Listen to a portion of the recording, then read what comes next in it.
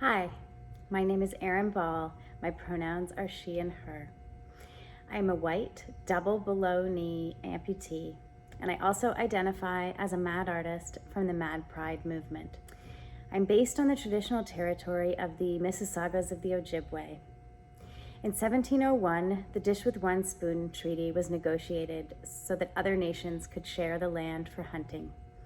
Today, people from the Anishinaabe, Haudenosaunee, Huron-Wendat, Métis, and Inuit communities reside side by side with settlers and recent newcomers to this territory called Cataraqui, also known as Kingston. I think that moving forward with justice in mind means learning and remembering the true histories of this land and creating good connections with Indigenous communities who are here today. I advocate for both the social model of disability and disability justice. Very briefly, the social model was created by disabled people. It was a counter to the negative stereotypes and systems that were previously the standard. The social model states that the problem for disabled people comes from structures, stereotypes, and systems that are in place, not disabled bodies and minds. Disability justice is an intersectional practice that was created by queer, trans, Black, Indigenous, and people of color. Check out sinsinvalid.org for more information. Ableism is part of the same systemic issues that allow racism, colonialism, and so many other forms of oppression. And they are all made possible by a capitalist society. I do not think that individuals are at fault for unintentional ableism, since it has been part of our conditioning. I do think, however, that we as individuals are responsible for questioning these things and trying to unlearn and do better. This includes in our work environments. It can be a daunting task, but there are small things that we can do to be more welcoming to the disability community and more inclusive in general. In professional situations, I've experienced many ableist behaviors and words. Some of the common ones include what happened. It is problematic because for some people, what happened is a very traumatic event. And for others, they feel upset because they don't really have a story.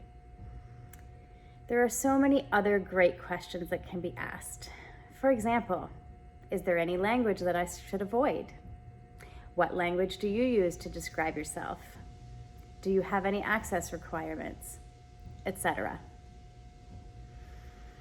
People sometimes make assumptions for what I need for access, or they try to add it in at the last minute. It usually doesn't work because no one can really guess at what my lived experience is. It's important to include the communities that you wish to engage with, as they are experts in their own experiences. Adding access at the last moment is typically messy, frustrating, and usually ends up not actually being accessible. I have also experienced many incredible professional situations where I feel extremely welcomed and access is prioritized and done well. 3 companies come to mind, and some of the things that they have in common that made my experiences so great include: they all consulted with the disability community. They all incorporated access from the start, and they know that they have work to do and apologize when things don't work out, and they make an attempt to do better.